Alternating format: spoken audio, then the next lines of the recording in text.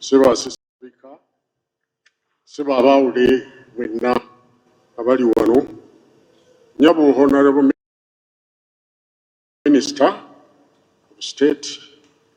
Nabakuru, by ministers, leader of opposition, Abakuru protocol yonna, Banafe, Namwandu, Neba Nafa Bafidwa, Abali Wano, but at the protocol, Bajo Gede, Njiranji Tademu Ekitibwa. Nayo mukulu alanze ndoza akyusizaamu kubanga bwe tuba tuli mikolo nga gino kakati ate nze bwe mmala okwogera omukulu wa gavumenti eya wakati yaddako bwe njogera ate tewali addawo mulala naye Honorable Minister yandibadde ajja naye simanyi ndowooza munaaterezaamu kubanga ennyimba z'eggwanga zikubibwa n'olwekyo ekyo tuba tukitereeza mu ngeri eyo naye katuwanguye olwokubanga munnaffe atuvudde ku maaso maze okwanjulwa era nzize kukiikirira Bwakabaka bwa Buganda naye nga Katikkiro antumye nga ye ajja kubeerayo olw'eggulo nga tuvudde wano mu maka ge. Tusaaliddwa nnyo olwa munnaffe Alex nga mpozi sinnaba kwogera ku nsonga ya Alex nga gavumenti ya Ssaabasajja Kabaka naye ate ng'omuntu kuba nange abadde mukwano gwange nnyo mu nsi muno abaluddemu mu ggwanga lino abadde mukwano gwaffe mu ngeri ey'enjawulo kwegamba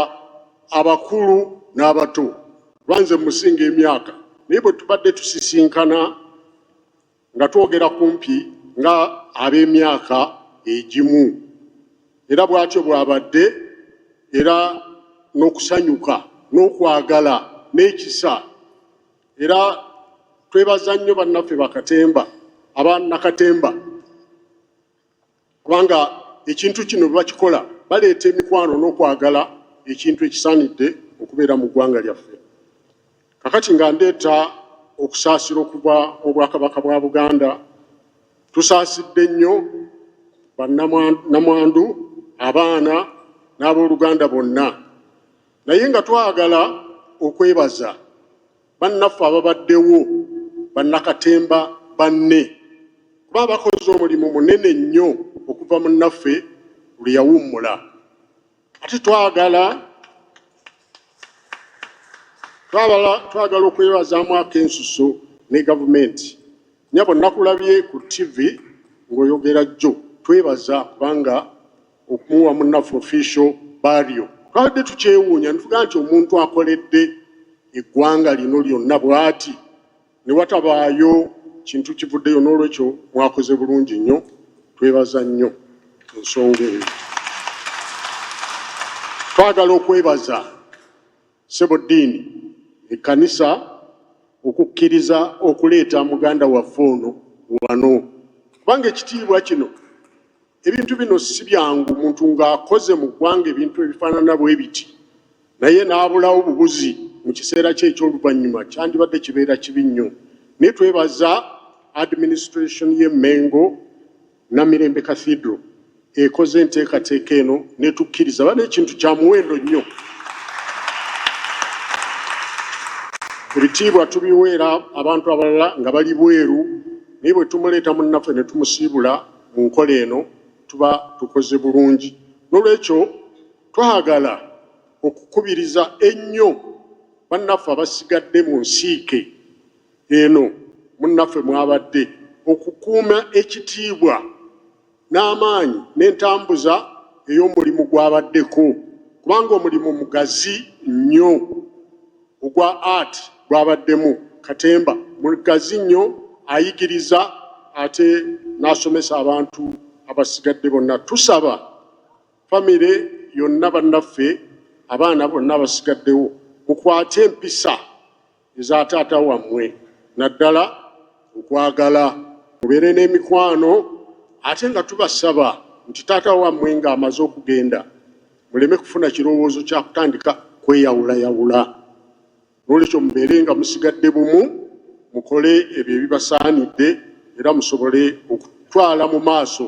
ekitiibwa kya taata wammwe. N'olwekyo tusaasira bonna, naddala bannaffe ababadde okumpi naye ennyo nga bakola obuvunaanyizibwa babadde bakola, era nga tubaagaliza babeere nabo bumu, baleme kweyawula nga bajjukira ebikolwa munnaffe byalese mu nsi n'ekitiibwa kyagenze nakyo. Twebaza Katonda olw'obulamu bwamuwadde okutuusa ebyo ate ne byamukozeseza ng'akyali ku nsi. Butusinze nnyo, Ayi Ssaabasajja.